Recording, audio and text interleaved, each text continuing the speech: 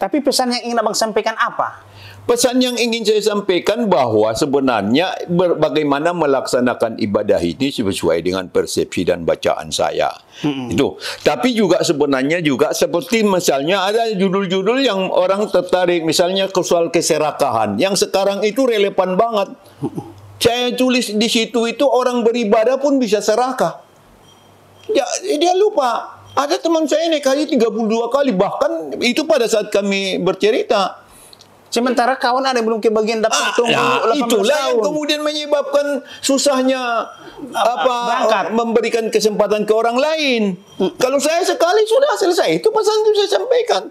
Dan bukan hanya itu saja, pokoknya sampai teknis-teknis detail sebagaimana kebiasaan saya, keserakahan itu juga ditunjukkan jamaah haji.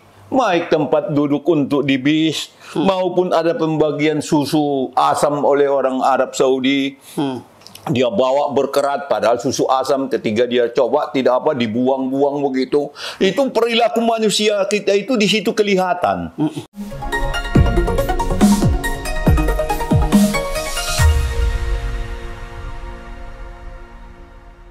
Bincang tipis-tipis kembali menjumpai Anda bersama saya Erman Tale Daulay di channel Tale Tries Info. Di channel ini berbagai isu terkini yang menjadi perhatian publik dan narasumber yang kita hadirkan untuk membahas isu tersebut akan kita iris-iris menjadi tipis-tipis. Pada tayangan kali ini kita sengaja mengundang Bapak Baharudin Aritonang. Seorang aktivis HMI, pernah menjadi ketua DM mahasiswa di UGM, pernah menjadi ketua Senat Fakultas Farmasi di UGM, mantan anggota DPR RI 1999-2004, dan juga sekarang masih aktif di KAHMI, dan di Golkar sekarang jabatannya Dewan Kehormatan, anggota Dewan Kehormatan. Kita akan mengiris tipis-tipis soal karya beliau. Karena ini bertepatan dengan ibadah haji, kita akan mengiris tipis-tipis soal buku beliau, Orang Batak Naik Haji, kemudian disusul nanti Ikan Batak, dan Durian Si Raja Buah. Tapi kita akan mengiris pertama-tama dulu soal Orang Batak Naik Haji. Terima kasih Bang Baharudin sudah bersedia hadir di Bincang Tipis-Tipis. Coba dulu Bang, ceritakan dulu Bang soal historis dan semangat Abang menulis buku Orang Batak Naik Haji ini. Iya, iya. Saudara-saudara, ini pertanyaan ini menarik ini karena memang persoalan haji itu setiap tahun muncul. Tapi yang paling menarik itu kan ya Bung Erman mempersoalkan dari filosofinya. Pertama memang ini buku aneh, sederhana dan tapi semacam masterpiece karya Baharudin Aritonang. Saya juga heran tuh kenapa jadi masterpiece. Iya, karena mungkin ada diksi Batak ini. Iya, dampaknya dari situ orang melihatnya. Iya, orang Batak naik haji. Orang Batak naik haji, ada orang Jawa naik haji. Nah, sebenarnya apa namanya agak sosiologis. Kecenderungan orang Batak itu kan orang utara. Batak Toba. Iya betul. Atau kalau di Medan atau persepsi orang langsung Kristiani. Iya kan? Betul. Jadi saya kemudian menjelaskan sosiologinya bahwa orang Batak itu tak ada hubungannya soal agama. Ada yang Kristiani, ada yang Muslim, ada yang agama lain, Katolik, ada yang Pelbegu, bahkan macam-macam kan. Nah, saya menjelaskan kalau bahwa orang Batak juga naik haji. Jadi karena saya orang Muslim, ya tentu saya rukunnya ya haji kan, terakhir kan karena mampu, kemudian saya naik haji. Itu jalan ceritanya dan ini diulas menariknya ini pernah diulas di Universitas Negeri Medan. Saya juga heran makanya dengan fenomena seperti tadi kenapa jadi seperti itu orang tertarik. Rupanya tadi judul itu membuat orang membahasnya. Nah, terakhir bahkan berkembang lagi cerita kalau bahkan ada yang ahli yang mengklaim bahwa Mandailing itu bukan Batak. Ini Karo bukan Batak dan seterusnya. Itu sih urusan masing-masing aja kan. Perdebatan seperti ini kan sebenarnya hal yang lumrah. Dan yang menentukan siapa kita kan diri kita saja. Ada orang Angkola merasa Batak, ya silahkan. Ada orang Toba merasa Batak, ya merasa Mandailing, ya silahkan. Tapi gara-gara diskursus itu kita pecah. Pecah nggak ada hubungannya, iya. Dan bahkan disebut teman-teman saya yang membuat kajian baru itu Mandailing itu bukan Batak, karena dia katakan Batak yang Anda bayangkan itu adalah yang diciptakan oleh orang Belanda. Memecah orang Tapanuli. Ya. Tapi ini Anda juga melakukan itu dengan mengatakan teori baru. Anda ahli memecah belah lagi. Padahal rumusnya sederhana seperti yang saya katakan tadi. Dia merasa Batak ya silahkan, Mandailing ya silahkan, dan bukan Batak ya ngonggo. Apalagi Bang Barun Aritonang perpaduan utara dan selatan. Iya, saya Marga Aritonang aja utara kan, Iya. tapi kan saya lahir di Sidimpuan, Iya. Angkola, Kapsel, dan gitu. kemudian pernah mewakili DPR Tapanuli Selatan itu mencakup juga daerah Mandailing dan seterusnya. Iya. Jadi sebenarnya itu tuh kan persoalan yang tapi bagus supaya ada diskursus ilmu pengetahuan Ya. persatuan bangsa. Nah, kemudian saya juga untuk menjelaskan itu sosiologis tadi juga untuk pada orang lain bahwa ada juga kelompok yang beragama Islam dan menjalankan syariat Islam walaupun dia dari suku Batak. Ya. Ataupun atau suku lain nanti. Nah, sudah Yang di Medan, di Universitas Negeri Medan sampai kampus ternama gitu, buku ini dibahas apa ininya, Bang? Iya, esensinya ya. Esensinya apa, ya? Sebenarnya dari awal mula tadi, karena universitas itu sendiri ahlinya yang mengeluarkan teori baru bahwa ini bukan Batak dan seterusnya. Ya. Mereka rupanya kajian itu menarik. Tapi juga kan seperti yang saya katakan tadi bisa menjadi perpecahan, tapi bisa juga mempersatukan. Ya. Itu loh. Jadi kembali ke diri kita tadi. Iya, Bang. kembali ke diri kita. Nah, sampai pembicaranya waktu itu Profesor Usman Peli, itu orang top rektor IAI waktu itu masih IAIN Medan, Ya. membahasnya. Kemudian pokoknya profesor-profesor lah. Dan baru saya sadar, oh ternyata memang itu judul sosiologis dan membuat orang tertarik. Kebetulan ini memang diedit oleh Kepustakaan Populer Gramedia, jadi bahasanya sederhana, mudah dibaca. Karena itu baru udah masuk ke cetakan keempat nih buku. Makanya semacam master. Dan ini empiris semua ya, Bang, berdasarkan pengalaman. Iya, pengalaman tapi juga dengan referensi. Ya. Nggak mungkin tidak. Makanya ada daftar kepustakaan. Ya. Ali Sariati dan semacamnya kan. Karena itu bukan hanya pengalaman tapi juga ada referensinya. Kajian itulah pengalaman, tapi sebenarnya sesungguhnya hanya pengalaman hidup saya naik haji. Tapi pesan yang ingin Abang sampaikan apa? Pesan yang ingin saya sampaikan bahwa sebenarnya bagaimana melaksanakan ibadah ini sesuai dengan persepsi dan bacaan saya. Itu. Tapi juga sebenarnya juga seperti misalnya ada judul-judul yang orang tertarik, misalnya soal keserakahan yang sekarang itu relevan banget. Saya tulis di situ itu orang beribadah pun bisa serakah. Dia lupa. Ada teman saya naik haji 32 kali, bahkan itu pada saat kami bercerita. Sementara kawan ada yang belum kebagian dapat tunggu 18 itulah tahun. yang kemudian menyebabkan susahnya berangkat. memberikan kesempatan ke orang lain. Kalau saya sekali sudah selesai, itu pesan itu saya sampaikan.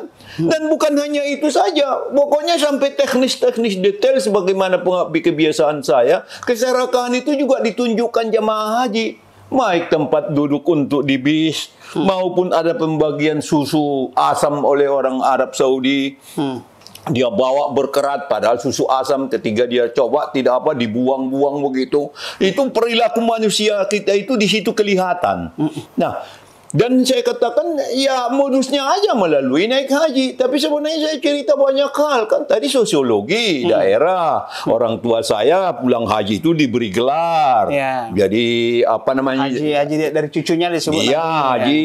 Kemudian perilaku istri saya, kemudian habis haji dia pakai jilbab, hijab. Ya, itu kesadaran dia lah. Yang paling enaknya dipanggil Pak Haji, itu enak itu. Itu paling enak. Ya, dan kita juga untuk memagari diri kita. Itu artinya jangan macam-macam lo udah haji kan gitu. Status sosial pun di perjamuan pun naik. Tapi ya oke. Tapi bahwa saya itu ibadah. Jadi apa? Ya ibadah haji. Saya mau bercerita dari persepsi saya. Apa itu katanya? Komarudin Hidayat membuat catatan di sini. Pengantarnya. Orang Batak itu eksoteris. Dia itu mempertanyakan, kritis. logikanya itu apa? Kayak filsafat gitu ya. Ya, ini enggak, kalau persepsi dia apa sih, kenapa makna begini, kenapa begini, itu dia sifat orang Batak katanya. Tapi dia kritis, berbeda dengan orang Jawa. Ada juga buku orang Jawa naik haji Danarto, esoteris. Dia lebih banyak ke dalam batiniah, yang berbicara itu batin, bukan logika. Itu bagus nih Komarudin Hidayat. Dan orang Batak itu suka humor. Dia kemudian dia buat di pengantarnya itu. Dia Ritonang juga orang Medan Kampung Silalas, apa tandanya kau udah naik haji? Aku ketemu binatang, binatangnya besar. Kemudian minumnya banyak. Kemudian apa namanya? Onta lah katanya. Itu dari situlah asal kata nama onta katanya. Jadi entahlah gini Medan ya kan ya. Jadi dia cerita. Nah, itu sesungguhnya buku ini lahir, dan saya cerita tahapan-tahapannya dan kemudian bagaimana persepsi saya dan kemudian termasuk kemudian sebenarnya pendidikan masyarakat kita itu nanti terlihat di situ. Sederhana sebenarnya, naik lift, bolak-balik rusak, datang orang India ini, cobalah lihat nih ada udah dibuat peringatannya maksimal 8 orang, dia muat 12 orang katanya. Iyalah, jadi saya terjemahkan ke dia, mohon maaflah, karena masyarakat kami ini kan jangankan kau buat peringatan bahasa Inggris, bahasa Indonesia pun banyak yang nggak bisa, aku bilang.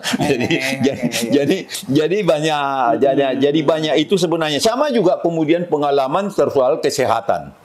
Persyaratannya tidak boleh TBC, tapi saya yakin banyak yang TBC-an ikut jadi haji. Iya, karena lolos ya kan. Iya, susah kan?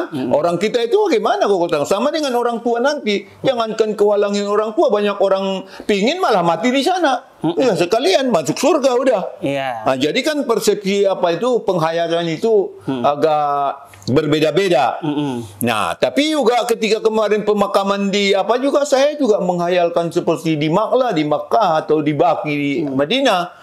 Kenapa tidak dimasukkan di makam 6 bulan digusur sehingga tidak menyita pemakaman yang kemarin 2 hari lalu kan diributkan persoalan pemakaman di Jakarta, kan keterbatasan tanah, banyaknya orang meninggal. Tapi kan silakanlah para ahli mengkaji itu, tapi dicari jalan keluarnya supaya tidak semua harus menggunakan lahan yang kian terbatas. Saya sih tidak harus mengatakan dibakar, tapi kan mungkin ya faktanya saya lihat di Mekah itu, di Ma'la, itu aja. Jadi 6 bulan nanti digusur, maka meninggal lagi, masukkan lagi. Orang ziarah ya di pinggirnya aja mengaji. Ini sebenarnya terpenuhi semua itu sebenarnya. Tapi saya tidak tahu alirannya harus satu-satu di sini. Kemudian harus kita mengaji di sekitarnya. Jadi cara logika berpikir saya itu ya saya tuangkan di situ. Itu mungkin yang Bung Komar mengatakan, Profesor Komarudin anggap orang Batak itu dia kritis dan realistis. Karena setiap tahun person haji ini kan nggak pernah habis untuk dikaji persis. Persoalan makan, persoalan usia sekarang. Lansia kadang pelayanan terhadap lansia juga. Iya, persis. Kemudian ya kalau kita bandingkan dengan Malaysia, tapi dia kan jamaahnya dikit. Nanti satu orang tua didampingi. Saya dia sendiri itu kan. Jadi tidak tersesat. Di tempat kita itu kan juga 210, sekarang puncaknya lagi hampir 220 lebih kan, 220.000 jamaah. Jadi memang untuk melayani sebanyak itu kan yang susah juga. Tapi ya itulah paksa persoalan yang kita hadapi sebagai bangsa. Jumlah yang besar itu bisa jadi positif, bisa juga menjadi negatif. Bagaimana mengontrolnya? Saya pernah baca buku abang ini, ada yang menarik. Begitu selesai ceramah, habis wukuf, nanti di sini akan diuji kesabaran. Semua dengar semua kesabaran.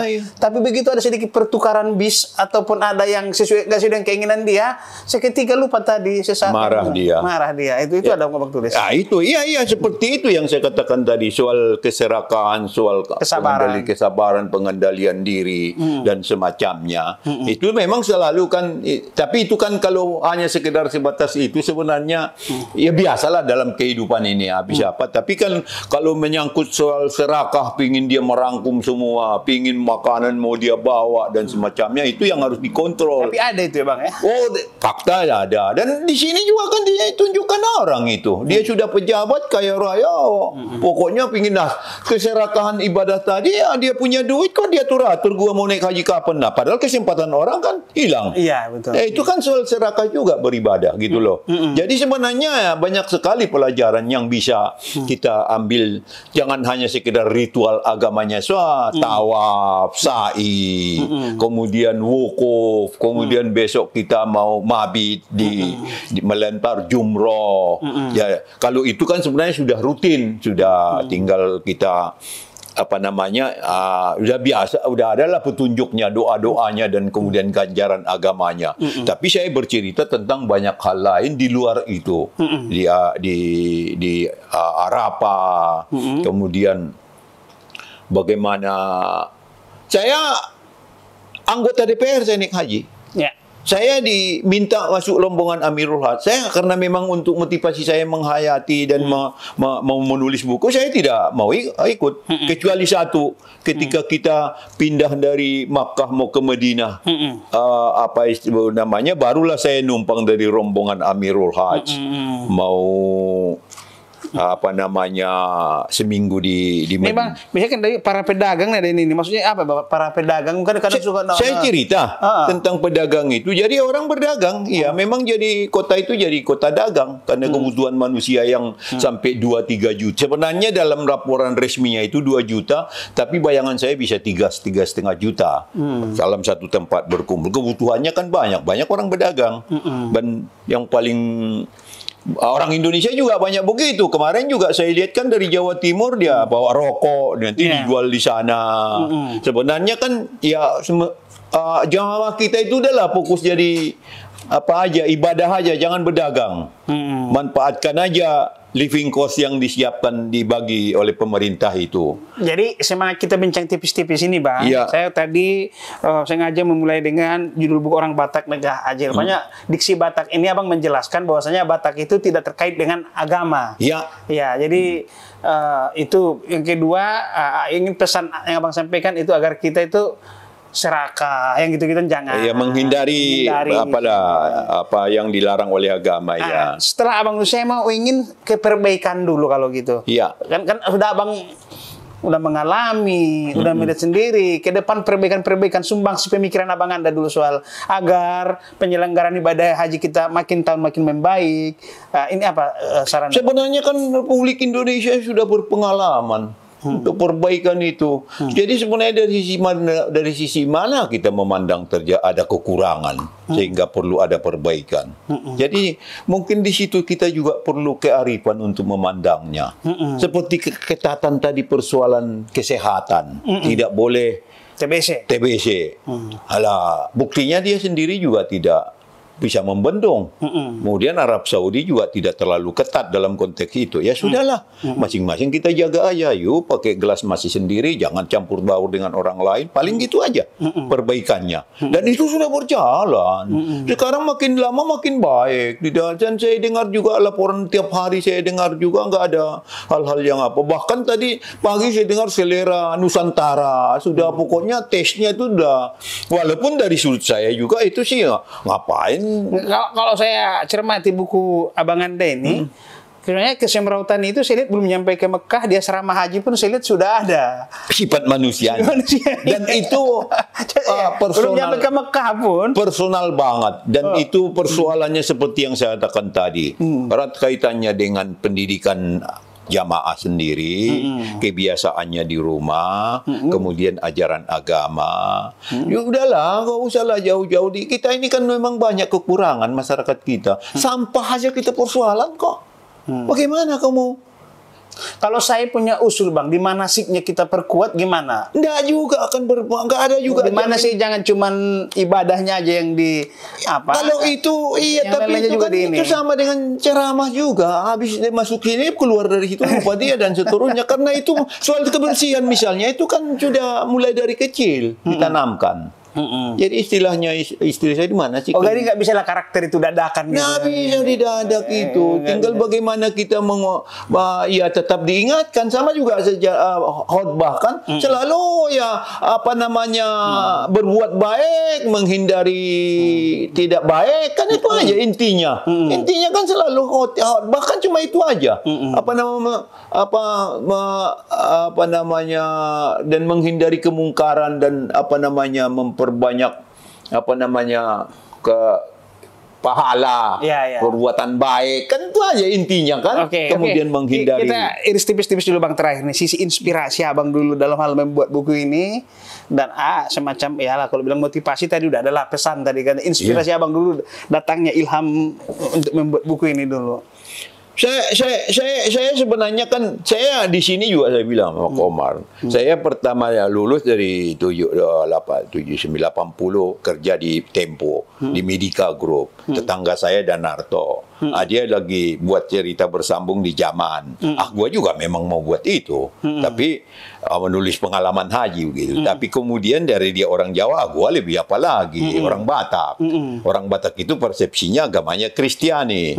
Pasti orang tertarik. Dia ada teman saya, saya mau nulis nanti orang Padang naik haji. Orang Padang mah nggak perlu dipersoalkan orang. Jadi kontradiksinya itu kan membuat orang apa sih daya tarik di sini. Apa sih istimewanya kata dia kan? Ada teman saya juga orang Batak. Orang Aceh naik haji ya. Serambi Mekah dia kan.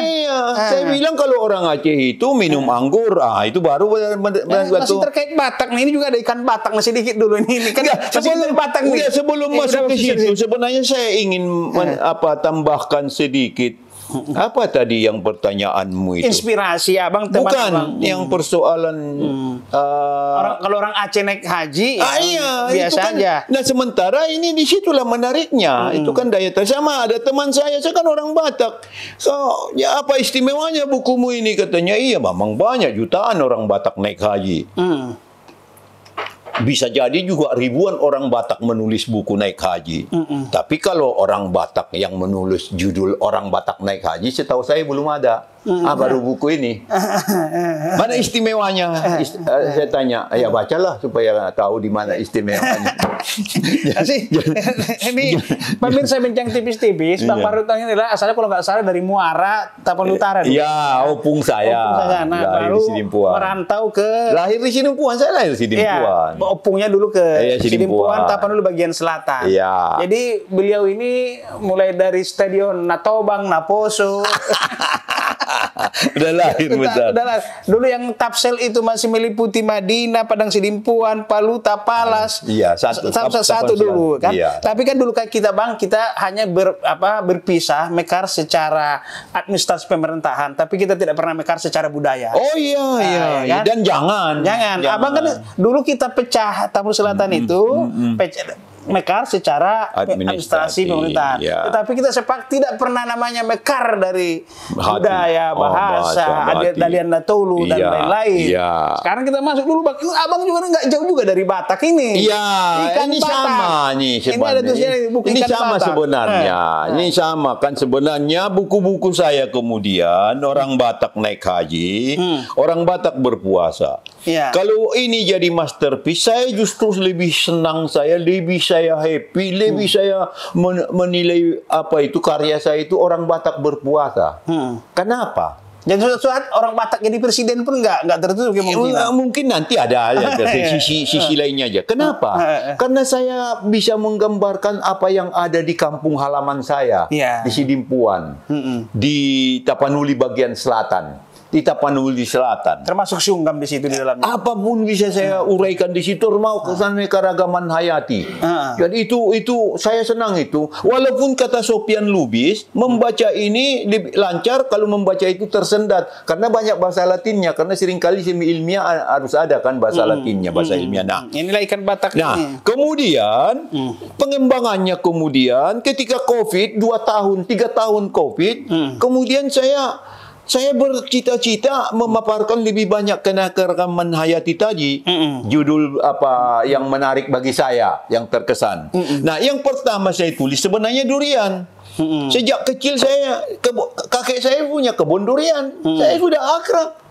Tapi dan 7 menurut ilmiah sumber durian itu adalah Kalimantan, Semenanjung Malaysia, sama Pulau Sumatera. Sumatera ini juga Anda tahu dimanapun di Sumatera itu banyak sekali durian. Begitu kita keluar rumah, pohon durian, balak ke daerah Pahai macam hutan durian. Iya, betul. Kan begitu.